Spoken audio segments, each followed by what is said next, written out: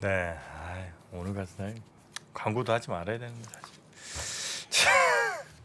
아 진짜 너무 깜짝 놀랐어요. 난 시작 지난 워낙 금요일에 네네. 미국이 좀 빠졌으니까 저도 1% 안팎으로 빠질 것까지 저도 마음의 준비를 했습니다. 네네.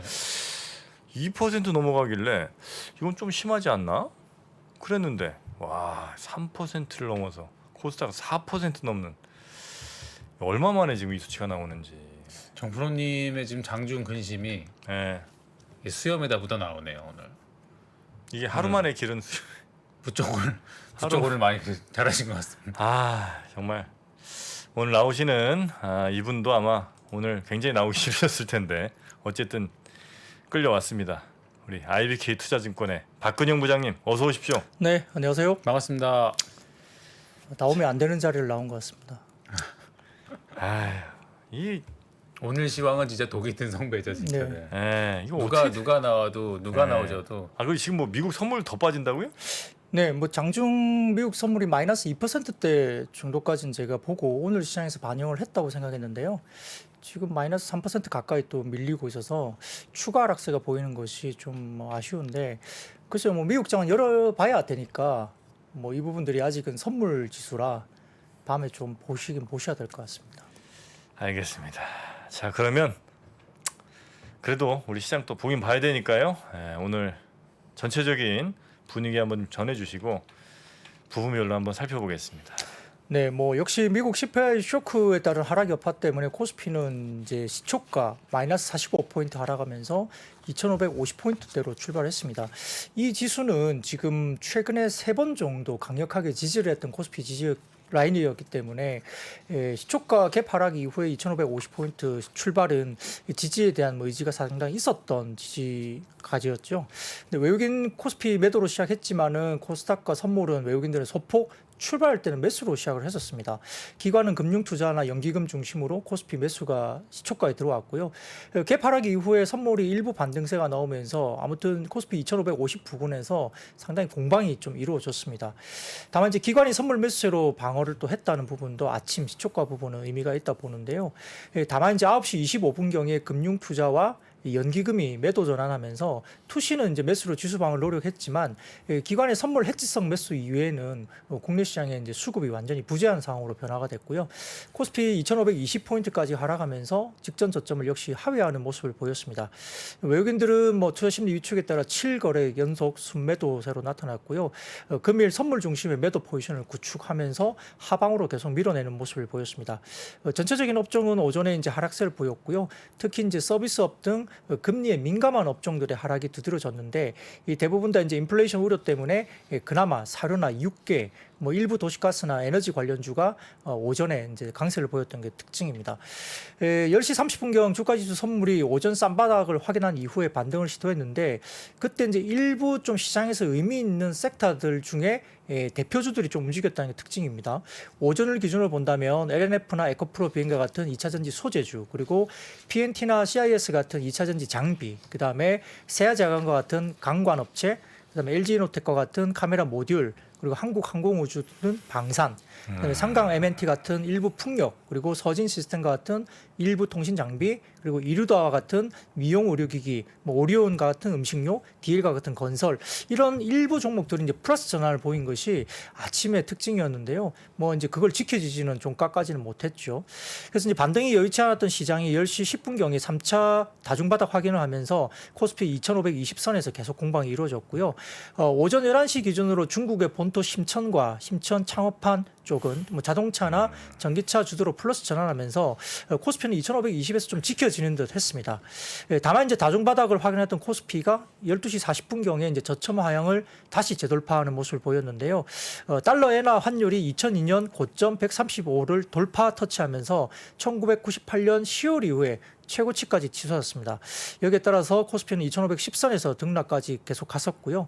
장막판 이제 주가 지수 선물이 또 추가 하락하면서 장중 내내 이제 이렇다 할 반등함은 없이 종가가 저가로 이제 마감하는 모습을 보였습니다. 다만 좀 특징적인 부분이 있는데요. 이 장 마지막까지 뭐 거의 외국인들이 선물을 1조 2천억 규모 정도까지 계속 매도를 하면서 밀어붙였는데 외국인이 종가에 지금 현재 뭐 확인해 보면 선물을 5,815억 매도로 상당히 많이 줄였습니다. 한 6천 몇백억 정도 줄인 거죠. 그래서 매도 규모를 동시호가 이후에 장 막판 끝나고 나서 외국인들이 이제 선물 매도를 대폭 축소하면서 마감하는 게 특징인데 이게 뭐 내일 뭐 수급에 영향이 있을지는 한번 지켜봐야 될 특징이고요. 네. 또한 이제 환율 같은 경우는 정부가 이제 뭐 필요한 만큼 그 금융이나 외환시장 안정 조치를 취하겠다고 이제 구두 개입을 했는데 달러 원 환율이 장중에 1288.90원까지 치솟다가 3시 30분 기준으로 본다면 1284.5원까지 상승폭을 조금 축소했습니다. 다만 오늘 5시 기준으로 다시 보니까 달러 원 환율이 1286.77원, 그러니까 전반적으로 조금 더 올라왔죠. 그리고 이제 달러 인덱스도 104.56. 최근에 105 정도가 이제 달러 인덱스 고점이었기 때문에 다시 한번 그 105 정도를 이제 돌파할지 좀 봐야 될 것 같고요. 5시 기준 미국 10년물 국채 금리가 3.219% 그리고 2년물 국채 금리가 3.191%니까 거의 이제 붙어 있는 금리까지 왔습니다. 그러니까 10년물은 경기 침체를 다소 나타내면서 오르긴 했지만 좀 덜 올랐고요. 2년물 국채 금리가 더 빠르게 많이 올라왔죠. 그래서 이게 이제 역전 현상이 나타날지는 좀 지켜봐야 될 것 같고요. WTI는 바이든 대통령이 지금 사우디를 간다는 이야기가 나오면서 다소 약간 빠진 118.62 정도까지 되어 있습니다. 이제 뭐 이런 여러 이유들이 있는데 제가 저희 단편적인 기억으로는 네. 한 2,600쯤이면 네. 우리 시장 굉장히 저평가다. 예? 많은 전문가들이 2,600 정도면 꽤 낮은 수준이다. 그 이야기는 한 2,500쯤 만약에 간다면 무조건 이건 사야 된다. 이런 판단이 있는 거 아니겠습니까? 왜냐면 2,600도 싼 거라고 했으니까. 근데 지금 2,500이란 말이죠. 네. 이 정도면 대거 들어와야 되는 거 아닙니까? 누가요? 기관 외국인. 맨날 그렇게 싸다고 했으니까. 이 정도면 너무 싼 가격이잖아요. 그 사실 밸류에이션이라는 지표로 갈 때 저희가 보통 이제 PBR 1배 기준을 많이 얘기하는데 근데 보통 이제 지수가 북밸류가 깨지면 가격 메리트가 생긴다 뭐 이런 코멘트도 많이 하거든요. 근데 사실 이제 지금 뭐 북밸류 1배 언저리까지 와 있는 상황이기 때문에 그런 코멘트 나오긴 하는데 보통 이제 과거 차트 보면 거기 이제 보통 플러스 마이너스 한 20% 정도 위아래로 변동폭이 항상 둡니다. 그래서 그 전략 차트들도 보시면은 그 시계열로 1배 놓고서 위아래로 뭐 시그마 줘가지고 20%씩 놓는데 사실 2,500에서 위로 20% 열면은 3,000이고 밑으로 20% 열면은 2,000이니까 보통 이게 증권사들 밴드를 제시하거든요. 근데 그게 이제 약간 어떻게 보면은 나중에 전망이 틀렸을 때 애널리스트 입장에서는 본인들도 좀 퇴로를 확보를 해야 되니까 아니 위아래 그런 20%씩 밴드를 이제 가져가는데 20%씩 너무 높잖아. 그러니까 그러면서 뭐 단 선거 가지고 뭐 2,500 깨지면 무조건 뭐 닭사로 들어가야 된다 이렇게 얘기하기가 상당히 좀 애매한 구간이죠. 근데 다만 이제 오늘 사실 좀 하락이 또 유독 기분이 나빴던 거는 어쨌든 저희가 장이 1월까지 한번 세게 한번 조정을 받은 다음에 이제 5월 말까지는 이제 박스권에서 낮은 박스권을 그리면서 하단을 지지하고 상단 좀 내려오고 이런 반복이었거든요. 근데 지금 오늘 보시면은 코스피 코스닥이 둘 다 이제 하단을 깨고 내려온 게 이게 그냥 단순히 인플레이션 말고 지금 우리가 모르는 뭐 딴 거 뭐 있는 거 아닌가 이런 이제 의구심을 자꾸 이제 갖게 하는 거죠. 그래서 일단은 사실 지수만 놓고 봤을 때 그냥 2,500 선거 가지고 이것 깨지면 들어간다라고 접근하시는 것보다는 일단은 그 하락장에서는 일단 하락이 좀 진정되는 거를 좀 보고서 여유 현금이 있으시다면 투입을 하는 게 나을 것 같고 또 이게 사실 비단 주식 쪽에서만 벌어지고 있는 어떤 현상이면 주식만큼 판단을 할 텐데 사실 오늘 이제 그 시장을 더 뺀 것 중에 가상화폐 시장에서 이더리움이 주말에 상당히 급락을 했거든요. 근데 그쪽도 내용을 보면은 이제 셀시우스라는 이제 이더리움 기반의 디파이 업체, 그러니까 쉽게 얘기하면은 이더리움을 맡기면 대출해주는 업체가 있는데 이 업체가 이제 뭐 테라랑 뭐 어떻게 보면 좀 비슷한 구조일 수 있습니다. 이더리움을 맡기면 ST 이더리움이라는 거를 이제 자체 거를 줘서 이걸 기반으로 이제 대출을 해주게 되는데 지금 자꾸 돈이 밀려 들어올 때는 구조상 아무런 문제가 없다가 네. 이런 것들이 항상 돈이 빠져나갈 때 소위 이제 뱅크런이 벌어지면서 조금이라도 먼저 돈을 찾아야지 이득이 발생하는 순간들이 오거든요. 그러면서 실제 이제 그 셀시우스가 제공한 디파이 쪽에서 좀 뱅크런에 가까운 현상들이 발생하면서 좀 대량 매도가 나왔던 걸로 추정들을 하고 있는데 이게 이제 결과적으로 그 물가 상승률 외에 다른 자산 시장 쪽에서 또 이렇게 투매 같은 현상들이 나오니까 전체 자산 시장에도 공포가 커지는 뭐 이런 국면이라서 그냥 주식만 놓고 뭐 2,500 이하면은 사야 된다. 뭐 2,500 위로는 팔아야 된다. 이렇게 놓고 접근하기에는 아직은 좀 불확실성이 큰 상황인 것 같습니다. 아니, 근데 그렇게 보면 예를 들어 이건 밸류에이션 매력이 있다. 뭐 이런 얘기들 사실 큰 의미가 없네요, 그죠? 뭐 예를 들어 과거에도 보면 이 정도면 뭐 PBR 역사상 뭐 최저점이고 뭐 이런 얘기를 많이 들었단 말이죠. 네네.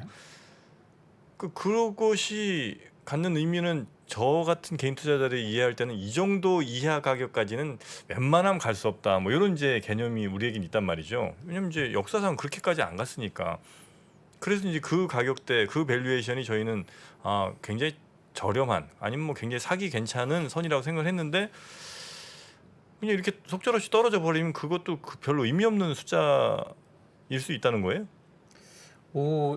그 지점에서 무조건 반등해야 된다고 생각하면 의미 없다고 볼 수도 있죠. 왜냐하면 우리가 이런 분석이 이제 과거의 패턴을 가지고서 분석을 하는 거거든요. 근데 과거의 패턴이라는 분석한다는 거는 과거와 지금 제일 유사한 구간이 있고 그 당시에 이런 정도 자리에서 반등이 나왔으니 네. 지금이랑 제일 유사한 구간들을 찾는 건데 사실 뭐 지금이랑 100% 똑같은 국면이 있지는 않을 거거든요. 그리고 사실 또 시계열이 좀 올해 같은 경우가 특히 유독 애널리스트 전망이 좀 많이 틀리고 있는 것 중에 하나가 대부분 이제 시계열 분석을 할 때 제일 많이 보시는 보고서들이 2008년 이후 최초 이런 걸 많이 보실 거예요. 네. 그래서 대부분의 뭐 셀사이드 쪽에 전략이 됐건 섹터가 됐건 뭐 저도 사실 뭐 개인적으로 마찬가지지만 대부분 기준점들을 뭐 2008년 이후에 뭐 20년간을 분석한다든가 혹은 지금 2000년 이후에 뭐 30년 시계를 분석한다든가 이 중에서 제일 지금이랑 비슷한 패턴을 찾아서 이제 기준을 하게 되는데 사실 지금 벌어지고 있는 현상은 요 한 근래 20년 근래에는 별로 없었던 그러니까 이제 소위 뭐 전쟁이나 이런 공급망 쪽에서 공급이 문제가 되면서 커머디티가 이제 많이 오른 경우는 거의 70년대 정도 벌어졌던 현상들이거든요.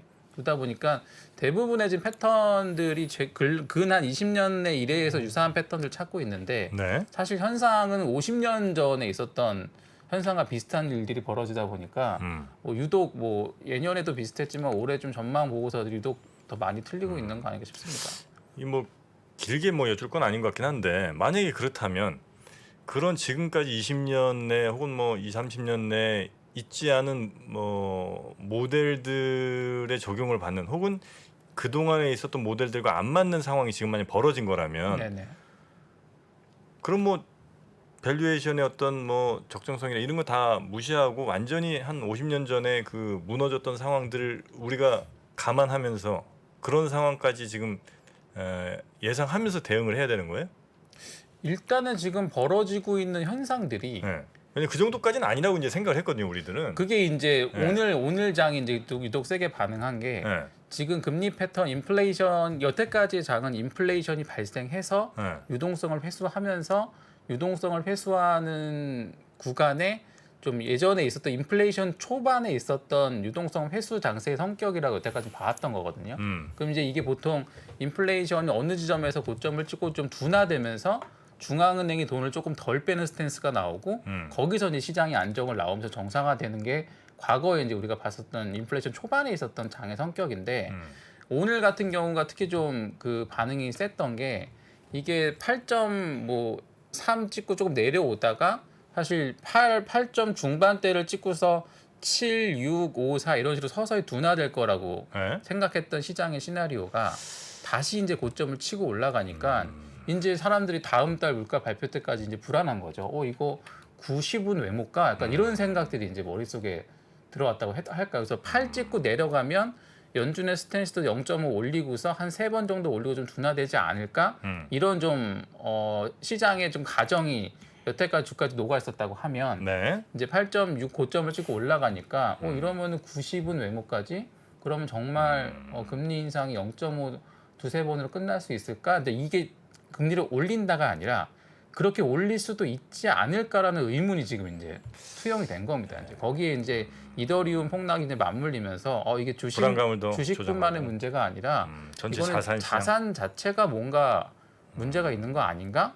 그러니까 어떻게 보면은 좀 누구도 답하기 어려운 질문들이 한꺼번에 쏟아진 날이죠 오늘이. 네. 그래서 좀 더 골치 네네. 아픈 날이고요. 자, 우리 박근영 부장님 오늘 시장 설명해 주시는데 궁금증들이 워낙 이제 오늘 시장 자체 뭐 종목 뭐 이거에 대한 이야기보다 도대체 이게 무슨 일인가에 대한 판단을 좀 우리가 하고 싶어서 좀 질문 몇 개 드렸습니다. 네, 네. 뭐 말씀을 잘 하신 것 같은데요. 뭐 창구에서 보는 PB들 입장에서도 사실 이 바닥이 언제다 지금 논하기는 되게 힘든 분위기 같고요. 1차적으로는 지금 저는 다 스탑하고 있어요. 그냥 고객들 관련해서 뭐 매매 자체를 좀 아예 그냥 스탑을 해놨거든요. 지금은 그러니까 왜냐하면은 뭐 조금 전체적으로 어느 정도가 바닥이라는 걸 지금 누구도 예측할 수 없는 상황 같아요. 네. 그러니까 뭐 아까 말씀하셨던 제가 잠깐 뭐 다른 증권사 한두 군데 정도 시장 판단에 대한 코멘트를 갖고 오긴 했지만 뭐 어떻게 보면 그게 의미가 없는 뭐 지표일 수도 있거든요. PBR 뭐 0.9배다, PER 몇 배다 의미가 없고 수급적으로 보면은 사실은 뭐 투매가 나와버리면 PBR, PER이 사실은 별로 의미가 없는 뭐 지수대까지 갈 수도 있는 가능성이 있기 때문에 그러고요. 전반적인 전체적인 환경은 썩 좋은 이야기가 거의 없습니다. 오늘 제가 가져온 섹터들도 보면 좋은 이야기보다는 좀 더 나빠진다는 이야기 정도가 좀 더 많은 날이고요. 근데 그런 건 있어요. 저희 창구에서 그러니까 뭐 다른 증권사 다른 창구는 어떨지 모르겠지만 또 희한한 거는 저희 회사 지금 제가 근무하고 있는 사무실 창구에서는 오늘 이렇게 많이 빠졌는데 네. 그 개인 고객 1차 담보 부족이 한 명도 없어요. 저희 창구는. 좀 특이하게 그랬어요. 그러니까 제가 담보 부족이 네, 없으시라고요? 오늘 방송 나오기 전에 이제 창구 직원한테 한번 물어봤거든요. 오늘 이렇게 급락했는데 우리 창구에 우리 센터의 개인 고객들 중에 1차 담보 부족 고객이 있냐 물어봤더니 한 명도 없다는 거예요. 그래서 이제 막 투매는 별로 안 나왔단 그 말씀이죠? 약간 무서운 게 뭐냐면 개인 투매가 이제 우리 창구에서는 아직은 없다는 거죠. 그러니까 이제 개인 투매가 나와야 바닥이라는 이제 논리들이 많이 있잖아요. 그러면 바닥이 그러면 아직 개인이 아직까지는 버티고 있다는 느낌도 들고 또 약간 단면적으로는 개인들이 많이 스마트해졌나? 뭐 장중에 이렇게 그 자기 어떤 그 담보나 이런 것들을 리밸런싱 하면서 리스크 관리를 벌써 들어갔나? 이런 생각이 이제 양쪽으로 사실 드는 뭐 그런 환경이었는데 나오면서 제가 좀 전에 체크하고 나왔거든요. 저희 창구에서는. 그러니까 뭐 증권사마다 창구마다 다 다를 거예요. 어떤 데는 또 있고 보게 있는데 희한하더라고요. 그래서 약간 지금 봐서는 뭔가 우리가 이게 뭐 이제는 됐다, 살 때가 됐다라고 좀 트리거가 나오기 전까지는 사실은 꼭 우리가 뭐 돈을 갖고 있다고 해서 주식을 해야 되는 상황은 절대 아닙니다. 개인들은. 그래서 뭔가 확정적이고 좀 더 이제 우리가 확신할 수 있는 뭔가 트리거가 좀 확인될 때까지는 굳이 뭐 매매를 적극적으로 한다거나 그런 보다는 또 어떨 거야라고 예측하는 것 자체도 좀 지금은 좀 아닌 것 같아요. 뭐 이게 뭐 PER이 어떻기 때문에 아니면 뭐 지금 이 정도 빠졌기 때문에 아니면 뭐가 수급이 어떻기 때문에 이걸 가지고 예측을 해서 이제 내가 매매하다기보다는 지금은 철저하게 리스크 관리를 하고 그다음에 대응의 영역으로 좀 가는 게 맞지 않을까. 특히 이제 FOMC가 15일 날 발표가 나오는데 사실 점도표가 또 되게 중요하거든요. 네. 그 점도표에서 향후에 연말까지의 기준 금리가 어느 정도까지 올라갈 건지는 점도표가 어떻게 반영될 거냐가 되게 중요해요. 그러니까 그 부분이 확인되면서 지금 아마 시장에 프라이싱 돼 있는 아마 점도표가 연말까지 3.5%까지 올라가는 걸로 아마 프라이싱이 이미 돼 있는 걸로 보이거든요. 네. 그래서 그 부분이 정말 점도표가 그렇게 나올지 아니면 그것보다 좀 낮게 점도표가 또 형성이 될지 네. 좀 확인은 필요할 것 같습니다. 그 두 분 보시기에 왜 이제 우리가 뭐 오늘 이전 혹은 뭐 한 몇 주 전 이 정도만 보더라도 시장이 조정은 갈 거다, 조정은 갈 수 있다, 박살나는 장은 아닐 거다라는 이제 얘기들이 많았잖아요. 뭐 두 분 어떻게 생각하셨는지 모르겠지만 대부분 이제 그런 얘기를 많이 하셨거든요. 이 정도 상황까지 왔으면 꼭 그때 예상했던 게 틀리고 맞고를 떠나서 오늘 이 정도 상황이 나왔다는 거는 시장 박살에 대한 가능성을 열어두는 게 맞습니까? 아니면 그래도 시장 박살 완전히 꺾이는 건 아마 아닐 것이다라는 쪽에 무게를 좀 더 두는 게 맞습니까?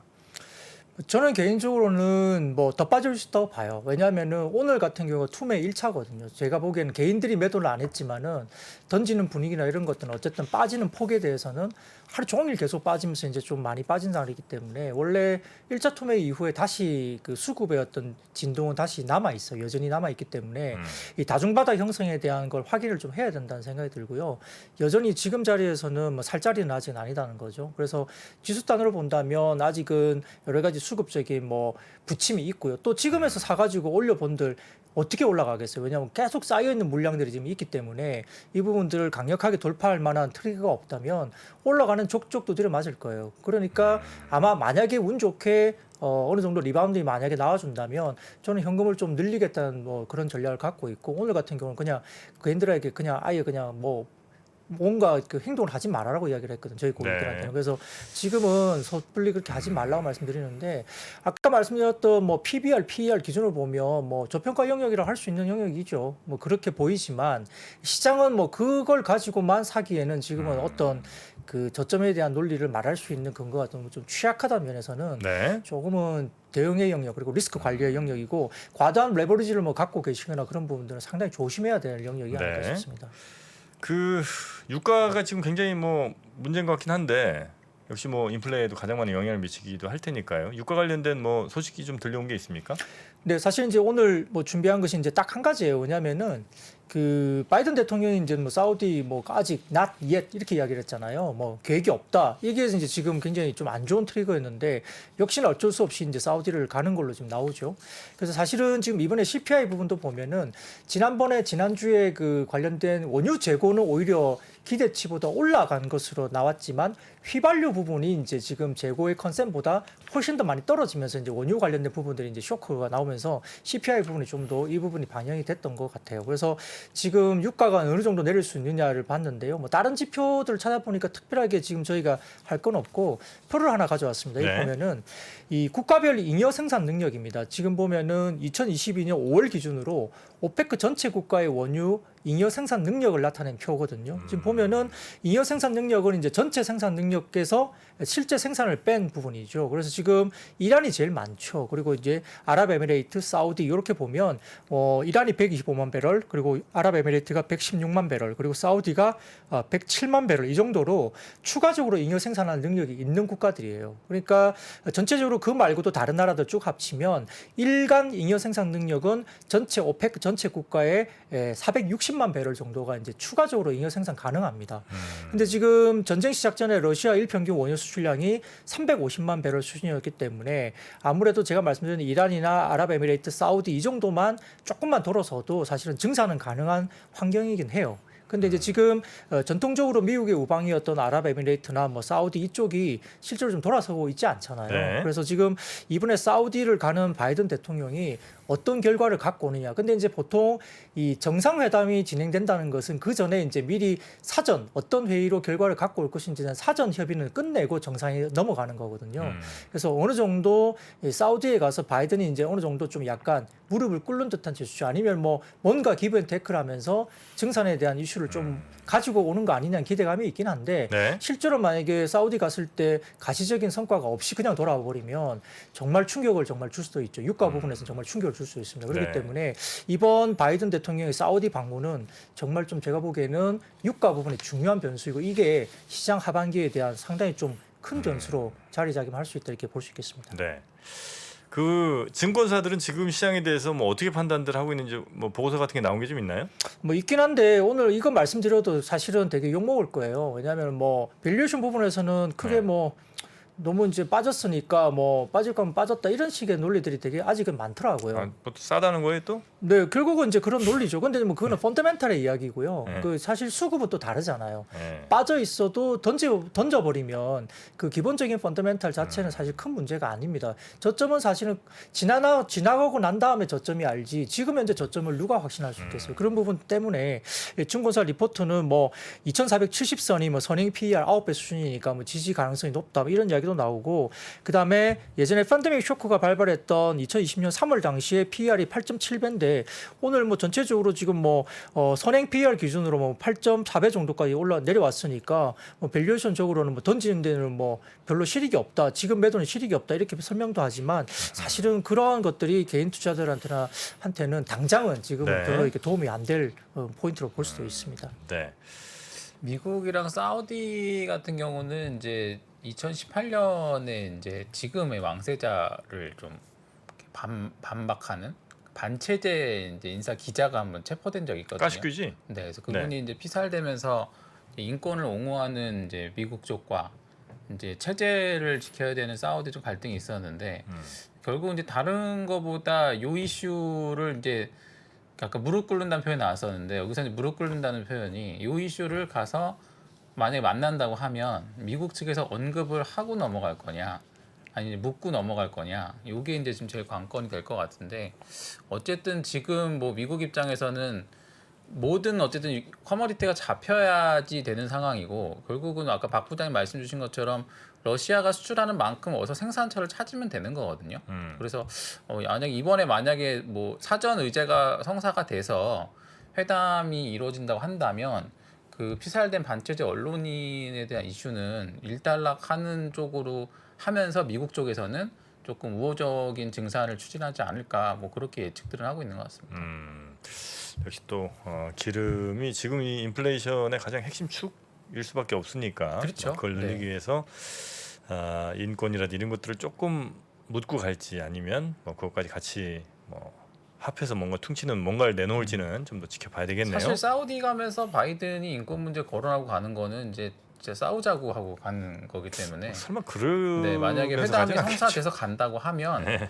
전제 조건으로 그런 것들이 좀 선결돼야 아마 사우디 쪽에서도 그런 것들에 대한 확답을 받아야지 이제 본인들도 대통령을 받아놓고 본인들의 왕가가 이제 좀 위신이 훼손되지 않는 시나리오를 원할 거기 때문에 뭐 그거에 대한 이견을 지금 조율하는 과정이지 않을까 싶습니다. 네. 자, 그럼 우리 박은영 부장님과 함께 그래서 섹터별로 좀 살펴볼 거 좀 짚어보고 네네. 넘어가도록 하겠습니다. 뭐부터 뭐, 좀 볼까요? 우선 뭐 오늘도 역시 이제 사료나 음식료 업종이 강세를 보였는데요. 뭐 식량 보고서에 따르면은 여전히 이제 지금 식량 쇼크가 계속적으로 될 거다 이야기가 되는 것 같고 그나마 이제 지금 식량하고 에너지 쪽이 계속 강세 그리고 베이직 메탈 쪽은 오히려 빠지는 쪽으로 가니까 이게 원자재나 다른 쪽을 봐서도 이제 차별화된다고 볼 수 있습니다. 그래서 지금 언론에 따르면은 지난 10일까지 시카고 상품 거래소 거래되는 7월물 밀 가격이 올해 42%가량 급등했기 때문에 옥수수와 콩 가격 7월물도 각각 31%와 27% 상승했습니다. 그래서 전반적인 식량 보호주의가 계속적으로 식량 가격 상승을 하고 있고요. 우크라이나 곡물 같은 경우도 지금 약 2,200만 톤에서 약 2,500만 톤 정도 억류가 되어 있는데 이게 현재 우크라이나 전체 물량의 절반 정도가 이제 수출을 못 하고 있는 거죠. 근데 지금 러시아가 뭐 수출해라 뭐 이렇게 항구 열어줄게 뭐 이렇게 이야기를 하는데 사실은 불가능해요. 그래서 러시아가 지금 열어주는 항구 쪽은 수심이 낮아서 이제 큰 배가 정박하기 힘들기 때문에 수출로서는 이제 익숙하지 않고요. 터키나 이쪽에서 중재를 해서 이제 열어주면 좋겠다라고 하는 쪽은 이게 이제 러시아가 오히려 우크라이나 쪽에 침공할 수 있는 여지 그리고 그쪽에 뭐 이렇게 물 내부적으로 이렇게 바다 내에 규례 같은 게 많이 이제 제거가 돼야 되잖아요. 네네. 근데 그게 최소한 6개월 정도까지 걸린다고 지금 보고가 나오고 있는 정도니까 실질적으로 이게 정말 길이 평화적으로 열린다 하더라도 규례 제거에만 6개월 걸리면 이게 정말 배가 띄워져서 곡물로 옮겨지는 것에 대한 부분들은 상당히 좀 난항을 당분간 겪을 수 있는 거죠. 그래서 오늘 같은 경우에 로이터 통신에 따르면은 우크라이나가 이 인접국 폴란드와 루마니아 등 육상 수송 통로를 마련했다고 보도가 일부 나오긴 했습니다만 이게 하나의 뭐 솔루션이 될 수는 있으나 이쪽으로 가면 결국은 이 운송 비용이 되게 많이 들 거예요. 그러면은 가격이 이 운송 비용을 반영을 해야 되기 때문에 역시나 이 곡물에 대한 가격이 떨어지기가 당분간은 공급은 좀 더 원활할 수 있으나 이제 가격이 운송비가 더 추가가 되니까 가격이 떨어지지 못할 수 있는 거죠. 그래서 관련해서는 오늘 뭐 한일 사료나 고려산업, 팜스토리 등의 사료 테마라든지 신성홀딩스나 샘뷰식품 이런 음식료 업종이 튀어오랐던 하루로 볼 수 있습니다. 네. 그리고 육계도 역시 마찬가지로 비슷한 논리로 오른 거예요. 네, 지금 유엔 식량농업기구가 발표한 5월 육류 가격 지수가 122, 그러니까 사상 최고치를 기록했다고 합니다. 전월 121.4 대비해서 0.6%포인트 오른 수치고요. 5개월 연속 상승세를 기록 하고 있습니다. 지금 지난해 하반기 오미크론 유행의 영향 때문에 물류가 또 심각해지면서 동물용 사료 가격이 올랐고요. 코로나19 감염 때문에 이제 근로자들도 당연히 이제 일터에 못 나왔으니까 가동 용량을 축소한 점도 이제 상당히 영향을 미쳤던 걸 볼 수 있습니다. 올해 이제 세계 이제 닭고기 소비량이 약 9,800만 톤 기록하면서 1999년 소비량 대비 2배까지 이제 올라올 것으로 지금 예상이 되고 있는데 육류 공급 차질이 지속되고 있지만은 뭐 좀 빠르고 저렴하게 소비가 되는 닭고기 쪽이 이제 소비가 상당히 많이 부각되는 점에서 결국은 팜스토리나 뭐 마니커, 하림 이런 육계 테마가 또 강세를 보였는데 또 중국 내 영업 자회사를 통해서 뭐 육가공 제품을 생산 공급하고 있는 윙위푸드 같은 경우도 오늘 주목을 받았던 하루였습니다. 네. 모트렉스가 오늘 상한가 같습니까? 네, 이제 역시 지난주에 이제 자율주행 관련주가 연속 뭐 강세를 보였는데 뭐 잘 알고 계시는 것처럼 이제 레벨 4 자율주행 시범 운영, 뭐 택시 운영 이런 것들이 얘기가 된 상황이고요. 이게 이제 지금 뭐 국내 전자부품 업체가 이제 카메라 모듈 사업에 대한 주목을 하고 있는 상황에서 이제 테슬라 관련된 여러 가지 이슈, 그러니까 삼성전기가 뭐 4조에서 5조 정도 되는 계약 가능성의 가시성 이런 뉴스들이 나왔는데 뭐 삼성전기가 확정적으로 뭐 이제 계약을 완료했다 이렇게 공신 아직 한 건 아닙니다. 아직까지는 조금 유동성이긴 하지만 가능성을 좀 열어두고 있는 상황이고 그와 관련해서 오늘 같은 경우는 이제 LG 이노텍이 그래도 장중에 플러스권까지 올라오는 모습을 보였기 때문에 확연히 이제 전장용 카메라 모듈 사업 규모에 대해서 시장이 좀 확실하게 좀 더 시장에 대해서 관심을 갖고 있는 것 같고요. 여기에서 지금 LG 이노텍도 마찬가지인데 지금 한 대당 탑재되는 카메라 모듈이 원래 이제 한 6개 정도 되는데 전체적으로 자율주행 모드로 올라가면서 12개까지 더블로 느는 시장이기 때문에 고사양 어떤 카메라 모듈 수도 상당히 늘어난다는 점에서는 주목을 받을 필요가 있겠고요. 더군다나 지금 이런 카메라 모듈이 이제 기존에 삼성전기가 이제 만약에 계약을 하게 된다면 이번에 이제 납품하게 되는 그 카메라 모듈이 전장용으로 봤을 때는 버전 4.0이에요. 이게 3.0 그 기존 버전 대비 3.0이 이제 화소수가 100만 화소였기 때문에 4.0 버전이 이제 500만 화소까지 올라온다고 합니다. 그래서 기술적으로는 상당히 삼성전기가 만약에 본계약을 한다면 전장용 시장에서 카메라 모듈의 어떤 그런 존재감을 좀 부각시킬 수 있는 이슈로 이야기될 수 있기 때문에 카메라 모듈 관련된 대형주뿐만 아니라 그 아래쪽에 있는 중소형 관련된 밸류 체인도 조금 움직일 수 있는 여지도 있다고 판단됩니다. 네. 자, 그리고 해운 쪽은 어땠습니까? 네, 해운은 이제 최근에 좀 주가가 빠지고 있는 이야기가 있어서 제가 좀 뭐 리포트를 좀 찾아봤는데 최근에 나오는 그 미국 서부 항만, 그러니까 LA하고 롱비치항의 대기 컨테이너 수가 현저하게 줄어들고 있다는 게 확인된다고 합니다. 그래서 지난주에 마린 익스체인지 오브 서던 캘리포니아 이런 곳에 이제 보고서에 따르면은 6월 10일 기준 LA 및 그 롱비치 항만 앞에 대기 중인 컨테이너 선이 수가 20척으로 굉장히 많이 줄어들어 있습니다. 저는 깜짝 놀랐거든요. 네. 정말 이렇게까지 줄었나 싶을 정도인데 원래 이제 대기 선박의 수가 정점을 기록했던 올해 1월 9일 같은 경우는 약 109척 정도가 이제 그 계속적으로 이제 떠돌고 있었던 거죠. 정박을 못 하고요. 근데 지금 20척으로 줄어들었으니까 거의 지금 이렇게 대기 중인 컨테이너 선이 5분의 1로 줄어든 거죠. 그래서 여전히 이제 대기 선박 수는 정상적인 상황은 당연히 뭐 거의 없는 게 이제 정상적인데 이게 20척까지 올라왔다는 것은 아직은 그래도 완전 정상화는 분명히 아니지만 그래도 그리고 항만의 접안에 있는 작업 중인 선박 수도 28척 정도가 된대요. 그러니까 전체적으로 떠 있는 게 20척 그리고 정박에서 작업 중인 선박이 이제 28척이니까 혼잡도를 기준으로 본다면 여전히 아직은 혼잡한 상태라고 볼 수는 있지만 그래도 상당히 많이 줄어 있다는 겁니다. 근데 이제 최근에 이제 이렇게 뭐 다소 조금은 그래도 아직은 혼잡이 좀 남아 있다는 것이 북미 서부행 컨테이너 관련된 운임이 다소 견조했던 상황을 유지했던 배경으로 보이는데 이게 어쨌든 최근에 5개월간 약 90척 가까이 89척 정도가 이제 대기 선박이 줄어들었다는 걸 감안한다면 올해 성수기 통상 이제 8월부터 성수기거든요. 해운 쪽은. 네. 근데 그 이전에 항만 정체가 해소될 가능성이 높은 거죠. 그러면 이제 해운 업종 입장에서는 피크아웃 이야기가 계속 나올 수 있어요. 그런 것 때문에 지금 북미 서부 해안 같은 경우는 컨테이너 항만 쪽에서는 가장 극심하게 이제 정체가 됐던 곳인데 이곳이 이제 혼잡이 풀린다는 거죠. 그래서 지금 크락손에 따르면은 지금 지난 1월에 46.64까지 늘어났던 아시아 북미 서부 항만 장만의 운행 소요 일수가 최근에 29.73일로 완전히 줄어들었습니다. 그러니까 이런 부분들 때문에 뭐 해운사인 머크사라든지 그다음에 대만의 컨테이너 해운사인 양민 같은 경우는 지금 항만의 이제 정체 관련된 해소 노력이 가시권으로 들어왔다 이렇게 하면서 운임이 하락할 수도 있다라고 밝히고 있습니다. 그래서 해운 업종이 다소 조금은 피크아웃 이슈가 있으면서 하락세를 보이는 게 특징으로 볼 수 있겠습니다. 네.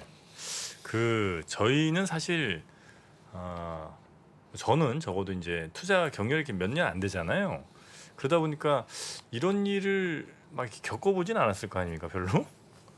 이런 일들이 이제 자주 있습니까? 이게 이런 일이라면 예를 들면 뭐 한 두어 달 사이에 막 한 20% 이렇게 쭉 빠지다가 네네. 오늘 같이 이제 또 한 5%에 막 빠지잖아요. 이런 제일 가깝게는 2018년이 18년에 지수 하락 기준으로는 올해랑 유사합니다. 아 그래요? 네네. 그때도 이제 2018년도가 상반기에 이제 뭐 미국이랑 북한 정상회담 얘기 나오면서 소위 대북 테마주도 굉장히 쫙 강세다가 떴다가 여름 이후에 이제 그때 미중 무역 분쟁이 진행 중이었거든요. 그래서 이제 여름에 고점 찍고 내려오면서 10월달에 이제 뭐 지수 막 4~5%씩 갭으로 빠지는 현상이 하루에 네, 나타났었는데 오늘 기준으로 보면은 이제 코스피 기준으로는 2018년보다 YTD 하락률이 더 커졌고 지수의 하락 레벨은 18년이 가장 최근에는 가장 유사한 것 같습니다. 그 이후에 이제 19년 넘어가면서 이제 코로나 왔었고 18년에 그때 많이 빠졌군요. 네네네. 근데 그때는 조금 이제 이슈는 바뀌었던 게 그때는 어쨌든 이제 미중 무역 분쟁이라고 하는 이제 무역 분쟁 이슈로 인해서 이제 공급망 쪽에 대한 어떤 이슈였다고 하면 그때 지금은 이제 인플레이션이라는 단어가 등장하면서 이런 정도가 빠진 거는 상당히 오랜만이죠. 네. 그렇습니까? 근데 뭐 시장에서 사실 제 개인적으로 정말 극심한 공포를 느꼈던 데는 연평도 포격 때예요. 언제예요, 그게? 그게 몇 년도였나요? 2010년, 11년 때였나요? 아, 그때 연평도 포격이 이제 막 라이브로 그 YTN인가요? 거기서 막 생중계되는데 와, 그러니까 진짜 북한에서 여의도 미사일 한 방 쏘아버리면 정말 그때는 다 죽는다는 느낌이었거든요. 그때 당시 연평도 포격 당시에는 2010년이네요. 예, 진짜 그때는 공포스러웠던 게 뭐 진짜 말 그대로 그때는 이제 한가 기준이 마이너스 15%였는데 그 전쟁 나나 네네네. 그때는 뭐 네. 점한가를 거의 뭐 3, 4일을 그냥 뭐 팔 수도 없는 점한가가 나왔으니까요. 2010년에 그때요. 연평도 포격 때. 그래요? 그래가지고 이때는 뭐 주식이고 뭐고 이제 팔 수도 없고 점한가 나오니까 뭐 이렇게 레버리지 갖고 있는 고객은 다 이제 깡통뿐만 아니라 마이너스가 나오는 거죠. 팔 수가 없으니까요. 그러니까 평가 금액으로는 정말 마이너스가 떠서 뭐 채권 회수를 해야 될 뭐 이런 지경까지 나오는 계좌들이 꽤 있었거든요. 근데 그게 그때 당시에 그렇게 공포스러웠고 정말 저는 이제 이 식구들한테 부산으로 뭐 도망가라고 전화까지 하고 막 그랬었는데 그렇습니까? 예, 그랬는데 그게 이제 한 달 만에 사실은 그때는 또 회복을 하긴 하더라고요. 근데 그게 이제 한국의 국제적인 문제였으니까 뭐 그럴 수도 있습니다만 정말 공포스러웠을 때는 그때는 정말 이렇게 매도를 내놔도 이게 매수가 없으니까 팔리지가 않았어요. 가격을 낮게 써도 예, 하한가가 계속 쌓이고 매수가 없으니까요. 그때는. 호가가 없죠. 예. 그때는 정말 그랬었거든요. 그러니까 진짜 공포스러웠던 그때였어요. 네네네. 그러니까 아예 그러니까 대응을 할 수가 없는 상황이었죠. 며칠 동안은. 혹시 그 오늘 예를 들면 뭐 선물이나 파생 뭘 보면 내일도 안 좋을 것 같다 이런지 감이 올 수 있는 지표가 좀 있습니까? 나스닥 선물이죠. 나스닥 선물. 네. 어차피 이게 뭐 우리나라에서 벌어지고 있는 인플레이션 문제가 아니라 전 세계적인 거니까. 전 세계에서 발생하는 인플레이션이 한국에 미치는 거니까 국지적인 이슈가 아니기 때문에 결국 이제 그 전 세계 시장에서 인플레이션 쪽에서 답이 어쨌든 안 나오면은 로컬에서 해결할 수 있는 이슈는 아니거든요. 그래서 단순히 볼 수 있는 지표는 나스닥 선물이랑 이제 오늘 밤에 역의 환율이 전고점을 뚫고 올라갈 거냐, 혹은 환율. 이제 지난번 자리에서 1,300원까지는 이제 위로 안 쏘고 내려왔는데 네. 그 자리 다시 또 1,280 후반까지 왔더라고요. 단순하게 보실 거면은 환율이 이제 1,400원을 뚫을 거냐 다시 맞고 떨어질 거냐, 아니면 나스닥 선물이 좀 장중에 반등을 좀 해줄 거냐, 아니면은 낙폭을 키울 거냐, 두 개 정도가 지금 제일 단순한 키워드죠. 네. 일단 말씀하신 것대로 하면 나스닥 선물은 굉장히 지금 분위기 안 좋은 것 같고요. 지금 장중에 이미 한 2% 이상 빠졌었는데 네. 그때보다 한 추가로 1% 정도 또 빠지고 있는 것 같습니다. 자, 그리고 또 어떤 섹터 좀 볼까요? 네, 뭐 섹터는 뭐 좋은 이야기들이 나올 수가 없어서요. 네. 그냥 아주 간단하게 한두 개 그냥 네네. 간단하게 말씀드리고 뭐 오늘 지표 하나만 말씀드리겠습니다. 일단 뭐 중국의 재봉세나 뭐 경기 민감 소비주들이 역시나 이제 중국의 재봉세 이슈가 있기 때문에 좋지 못했죠. 그래서 경기 민감 소비주들은 이제 중국 관련된 이슈를 받아서 좋지 못했고요. 화물연대 파업 피해 업종 관련해서 뭐 자동차 대표주나 뭐 철강, 시멘트, 레미콘 이쪽이 이제 화물연대 쪽에 영향을 여전히 받고 있습니다. 그래서 결국은 이제 제품 출하 차질이 발생하고 있다는 점은 뭐 철강이나 시멘트, 레미콘, 자동차에 사실 좋지 못한 이유가 되겠죠. 이제 빨리 좀 타결이 사실 돼야 됩니다. 이런 부분도 좀 보셔야 될 것 같고요. 화물연대 파업. 네. 그리고 오늘 밤에 주목해야 될 이벤트가 하나 있습니다. 이게 그 미국 5월 생산자 물가지수 PPI입니다. 이게 이전에는 지금 전년비 11% 그리고 전월 대비 0.5%였는데요. 오늘의 전망은 전년 대비 10.8% 그리고 전월 대비 0.8%이기 때문에 이 지난 4월에 처음 둔화됐던 지표가 나왔거든요. 근데 오늘이 이제 PPI가 또 어떻게 나올지인데 시장은 일단 2개월 연속 둔화를 예상하고 있지만 이 지표가 또 컨센에 부합이 될지 아니면 어떻게 나올지도 확인이 필요할 것 같습니다. 전망이 YOY 그러니까 전년 대비로 10.8%가 전망이에요. 네네. 미보다만 조금 아래로 나오면 괜찮은 거죠? 맞나요? 물가 지수가 아무래도 뭐 영향을 미치는 변수니까요. 요즘에는. 그럼 한 네네. 10% 안쪽에 나오면 그래도 그냥 한숨 잠깐 돌릴 수 이제 있는 거고. 조금 둔화가 되는 쪽으로 가면은 그래도 네. 이제 그 물가 지표에 대한 부분들이 조금 이제 연속 둔화가 되는 거기 때문에 그런데 이게 더 높게 나와 버리면 이것도 이제 만만하지 않을 수가 있죠. 아, 이게 이제 오늘 밤에 나와요? 네네. 5월 생산자 물가 지수가 PPI라고 해서 예정되어 있습니다. 알겠습니다. 이게 미국 거죠? 네, 그렇습니다. 네. 자, 하여튼 뭐 섹터별로 뭐 크게 오늘은 살펴볼 게 별로 없는 안 좋은 섹터들은 굉장히 많아 보이네요. 특히나 여러 섹터들이 보니까 지금 제 섹터별로 잠깐 지금 보이고 있는데 뭐 섹터 전체로 뭐 7%씩 이렇게 빠진 데도 좀 있는 것 같고 전체적으로 하여튼 다 안 좋았군요. 오늘 뭐 게임, 엔터테인먼트, 뭐 건강관리, 기술, 레저 뭐 등등해서 하여튼 좋은 섹터가 거의 눈에 띄지 않는 상황. 네. 오늘은 또 도망갈 섹터가 없었습니다. 아 그렇습니다. 보통은 한두 개 섹터 정도는 숨통을 틔운 섹터가 있는데 네. 오늘은 이제 아까 박 부장님 정리해 주신 일부 커머디티 관련 인플레 관련된 테마 제외하면 네. 섹터 중에 도망갈 섹터가 거의 없었죠. 거의가 아니라 없었습니다 오늘은.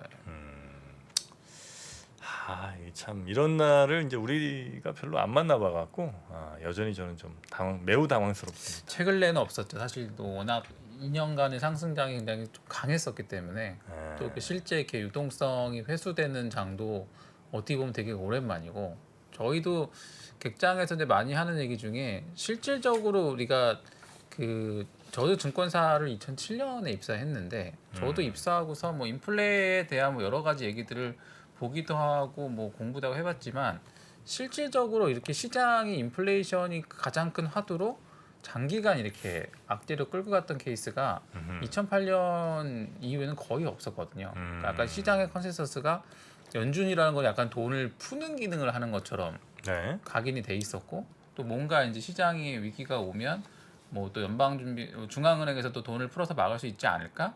뭐 이런 기대감들을 늘 깔고 갔던 시장에서 어떻게 보면 이제 여태까지 보여줬던 스탠스랑은 좀 다른 국면이 나오다 보니까 그것들이 이제 좀 시장에서는 좀 당황하는 포인트가 될 것 같고 근데 예전에 이제 오은영 부부장님께서 한번 그 부분을 강의 해준 적이 있었는데 이제 더 이상 연준이 최종적인 대부자 역할을 하기 어려운 상황이다. 왜냐하면 인플레이션이 이제 눈에 보이기 때문에 네. 뭐 그런 일들이 벌어질 거라는 것들을 뭐 말씀 주신 적이 있었지만 실제 시장 참여자들이 인플레이션을 가지고 이렇게 깊게 고민했던 케이스는 거의 뭐 한 20-30년 만이지 않을까 싶습니다. 그 사실 금리를 올린다고 유가를 내릴 수는 없기 때문에요. 역시 그렇죠. 이제 파월 의장도 그 이야기를 합니다. 뭐 금리를 가지고 본인이 공급 이슈를 어떻게 할 수는 없는 거잖아요. 네. 그러니까 그 부분이 고민인 거죠. 근데 이제 공급을 유가를 못 잡는다면 이제 금리를 또 올리게 되면 경기 침체를 유발할 수 있는 구간이라 고민이 많을 거예요. 거기다가 6월, 7월 두 달은 0.5% 정도 올리겠다고 이미 말을 해버렸잖아요, 파월 의장이. 그러니까 이제 운신의 폭이 좀 줄어든 거죠. 75bp 가능성을 사실은 조금 그때 조금 열어놔야 되는 게 아닌가라는 생각이 좀 들 정도로 뭐 그냥 뭐 6월 7월은 50bp야 이렇게 이제 시장에다가 던져버렸기 때문에 그 부분이 굉장히 좀 운신의 폭이 줄어들고 있고 그걸 또 바꿔서 갑자기 뭐 75bp를 올려버리면 페드에 대한 신뢰가 또 깨질 수 있기 때문에 상당히 좀 난처한 상황인 건 분명한 것 같습니다. 네. 제가 이제 요즘 이 증시 관련된 거를 워낙 이제 많이 하다 보니까 그렇죠. 너무 여기에 제가 빠져갖고 혹시 네. 이 증시 말고 나머지 경기는 잘 돌아가는데 증시만 안 좋은데 제가 이건 너무 혹시 몰입돼 있나 싶어갖고 한번 여쭤보고 싶은데 지금 나머지 경기들은 괜찮게 돌아갑니까? 아니면 경기도 여러 가지 상황들이 좀 안 좋은 상황입니까? 그러니까 이게 결국은 돈 버는 문제인데요. 네. 그러니까 결국 우리가 투자도 그렇고 어쨌든 근로도 그렇고 최종적으로 경제 활동의 어쨌든 목표는 내가 돈을 벌어서 그 돈을 가지고 필요한 무언가를 사는 거잖아요. 근데 내가 필요한 무언가의 가격이 내가 돈 버는 속도보다 빠르면 내 돈이 모자라는 거고 물가가 오른 속도보다 내 돈이 벌리는 속도가 빠르면 내가 더 많은 무언가를 살 수 있겠죠. 네. 근데 이제 그렇게 보면은 크게 보면은 이제 일반 개인이 돈을 버는 방법이 하나는 근로소득이고 하나는 이제 투자소득입니다. 이제 네. 그래서 이제 우리가 근로소득을 측정할 때 유의미하게 보는 거는 이제 결국은 고용률, 네. 그러니까 좀 달리하면 실업률이죠. 얼마나 실업이 많냐, 그리고 그렇게 이제 취업한 직장이 얼마나 고소득의 임금을 지급하냐. 그러니까 평균 임금이랑 고용률을 가지고서 근로소득의 상황을 체크하게 되고요. 그리고 나면 그렇게 번 돈을 가지고서 내가 투자를 해서 주식이든 부동산이든 채권이든 무언가 투자를 해서 투자소득을 이제 벌어들이는 게 두 번째 이슈인데 아까 이제 정프로님 질문 주신 것처럼 투자해서 돈을 버는 행위는 올해는 다 깨진 게 사실입니다. 어떤 쪽으로 갔던 주식을 하셨건 채권을 하셨건 코인을 하셨건 뭐 그나마 부동산이 조금 더 버티고 있긴 하지만 사실 부동산도 작년만큼 상황이 좋은 상황 아니기 때문에 그렇죠. 네. 근데 이제 그 반대로 그러면 이게 주식이 빠져서 세상이 망했냐 그렇게 봤을 때는 이제 고용 상황만 놓고 봤을 때는 뭐 미국에서 나오고 있는 고용 데이터들은 이제 견조하게 지금 취업률이라든가 뭐 고용 데이터나 실업률들은 그러니까 돌아가고 있는 상황이거든요. 네네. 그리고 뭐 실제 뭐 최근에 뉴스 나오는 뭐 우리나라 대기업의 평균 임금이 작년보다 올라갔다 이런 것들 봐도 일단 근로소득에서 취업을 해서 거기서 돈을 벌어서 하는 행위 자체는 지금 유지가 되고 있는 상황이죠. 네. 근데 이제 이거를 기반으로 추가적인 소득을 올리기 위한 이제 자산 시장이 좀 깨진 상태인 거고.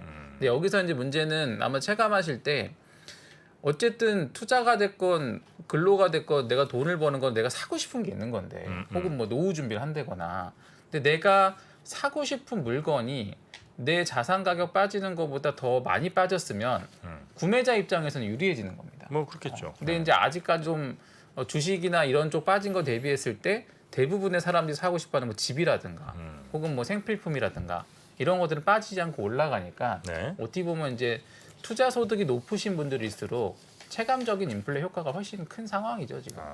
그렇습니까? 그 중요한 지표 하나를 네네. 말씀드리면은 이걸 좀 보시면 좋겠어요. 지금 시장에서 이제 가장 저희가 제 개인적으로는 뭐 환율도 되게 중요하고 유가도 중요한데요. 그 신용 위험의 지표로 활용되는 미국의 그 투기 등급 회사채 하이힐드 채권 스프레드 이게 뭐냐면은 투기 등급의 회사채하고 이제 우리 기준 금리의 이제 그 금리의 차이를 이제 말하는 거잖아요. 이 하이힐드 관련된 투기 등급 회사채 스프레드가 뭐 5에서 6% 이상 이렇게 벌어지면 되게 좀 문제가 될 수도 있어요.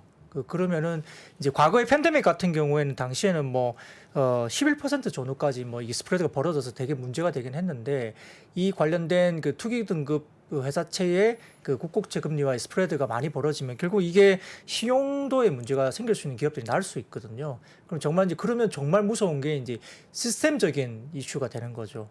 그런 이슈가 발생을 뭐 하면은 정말 시장은 정말 더 무서워질 수 있는데 아직까지는 보면은 지난 금요일 기준으로 봤을 때는 아직까지는 미국의 투기 등급 회사채 스프레드가 4.5% 정도 수준이에요. 그러니까 아주 극단적으로 치솟은 것은 전혀 아니에요. 그러니까 이 부분에 대해서 뭐 5%, 6% 이게 올라온다는 게 확인되면 정말 그때는 더 조심해야 되는 건데 아직까지는 이 부분들이 4% 정도 수준에서 머물고 있어서 그나마 그 우리가 쉽게 말하면 그 시스템적인 어떤 그런 어떤 뭐 리스크 이런 거는 아직은 아니다라고 이제 그나마 긍정적으로 찾으려면 그런 부분은 아직은 좀 남아는 있습니다. 네.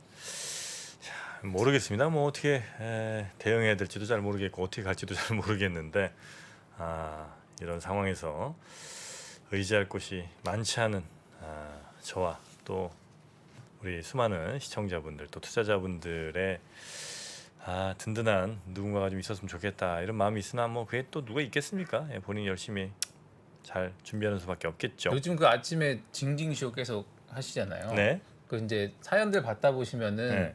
좀 분위기라든가 아니면 좀 이렇게 어때 보이세요? 징징쇼 아침에 제가 거의 매일같이 이제 시청자분들을 만나는데요. 네. 계속 화가 납니다. 나만한 사람이 없어요 아직까지. 사연들의 강도가. 나는 징징쇼에 뭐 출연까지 이렇게 하신 분이라고 그래서 나는 대단히 정말 너무 힘들고 막 전체 계좌 수익 마이너스 한 50, 70% 이렇게 되신 분 마이너스 뭐 인버스 곱버스 때렸다가 작살나고 이런 분들 신용 썼다가 다 지금 이런 분들이 좀 나올 줄 알았는데 한참 얘기 듣고 있으면 뭐 어떤 종목 마이너스 50인데 그 나머지 다 합치면 뭐 거의 본전이고요. 뭐 이러는 거예요. 지금 시장이 지금 20% 30% 빠졌는데 정프로님이 위로할 수 없는 분들이구나. 짜증이 확 올라옵니다. 그러나 그거 잘 누르면서 아침 방송 그렇죠. 하고 있습니다. 정말 제대로 된 칙칙이 좀 안 나오시고 나만한 게스트가 없더라. 없어요 아직까지. 정말. 또 뭐 현재 구간은 그 레버리지를 쓰시는 분들은 극도로 좀 정말 관리를 좀 하셔야 되는 구간은 명확한 것 같습니다. 뭐 레버리지로 정말 수급이 한번 꼬이면은 진짜로 어쩔 수 없이 다 털릴 수 있거든요 시장에서. 그것만 좀 정말 한 가지라도 좀 조심하시면 좋겠어요. 맞습니다. 그런데 이제 며칠 전인가 하여튼 뭐 30-40% 이제 계좌 전체적으로 빠졌다는 거예요. 네네. 한 종목은 뭐 한 절반 가까이 빠지고 네. 약간 좀 마음 놓고 저도 이제 마음 좀 푸근해졌었거든요. 이번 사연은 들을만하다. 그래서 이제 주식 시작한 지가 뭐 한 2년 3년 됐는데 전체적으로 기간 다 계산하면 어느 정도나 많이 나셨냐 했더니 전체 계산하면 플러스죠 이러는 거예요. 고점에서 30%. 와. 기분 배신감. 아니 어떻게 마이너스가 날 수 있냐는 식으로 이렇게 대답을 하셔갖고 표정이. 깜짝 놀랐습니다. 출연자 검증이 잘 안 되고 있는 거 아닙니까? 그래서 제가 작가 우리 PD 제작진들을 네. 혼꾸녕을 냈습니다. 이거 똑바로 지금 제대로 된 징징이 소비 못하면 차라리 나를 해라. 이런 식으로 얘기하고. 내가 계속 하겠다. 네. 나저나 이거 참 진짜 이렇게 웃을 때가 아닌데 말이죠. 그러니까요. 네. 사실 뭐. 오늘 하여튼 제가 기억하기로는 뭐 그 팬데믹 그날 이후로는 하여튼 역대급으로 많이 빠진 날인 것 같습니다. 제 기억으로는 그렇습니다. 네. 하여튼 오늘 마음들 많이 다치셨을 텐데 또 김영일 센터장님과 함께 지금 시장에서의 뭐 대응 방법이 있는지 모르겠습니다. 하여튼 뭐 어떻게 하는 게 그래도 조금 더 피해를 줄이거나 아니면 조금 더 우리를 추스르는데 도움이 될 수 있을지 그래도 굉장히 또 경험이 많은 분이시니까 한번 또 들어보도록 하겠습니다. 그러시죠. 네, 오늘 힘든 날 저희와 함께 힘든 분석 같이 해주신 우리 IBK 투자증권의 박근영 부장님, IBK 투자증권 정말 좋은 회사 아니겠습니까? 네, 저는 그렇게 생각하고 있습니다. 네, 우리 모두 그렇게 생각합니다. 감사합니다. 네, IBK 투자증권 가장 훌륭한 이유는 박근영 부장님이 계시기 때문입니다. 그건 저의 논리입니다. 네. 자, 하여튼 그 자신감 잃지 마시고요. 네. 박근영 부장님 앞으로도 잘 부탁드리겠습니다. 고맙습니다. 네, 고맙습니다. 힘내십시오. 네, 고맙습니다. 감사합니다. 미국, 중국, 러시아 이런 나라들의 움직임에 대해서 관심이 어느 정도 생겼는데 거기에서 우리는 과연 뭘까? 우리는 체스판의 말이 아니다라는 생각을 좀 해보면 좋겠어요. 어떻게 생각하세요? 우리 편 누굴까를 좀 더 고민할 수 있지 않을까 싶어요. 뒤집어 질문을 해보면 그러면 아시아에는 우리 친구가 있을까요? 제가 지구본 연구소 진행하면서 사실은 되게 마음에 걸리는 이만한 짐이 하나 있어요. 우리 옆에 있는 동남아를 내가 모른다. 우리가 처해 있는 아시아라는 지역을 자꾸 방관하고 유럽이나 미국의 어떤 시각에 맞춰가지고 그런 이제 개별적인 지식 이런 것들이 묶여가지고 큰 흐름들을 만들어내는 이야기, 그런 경험.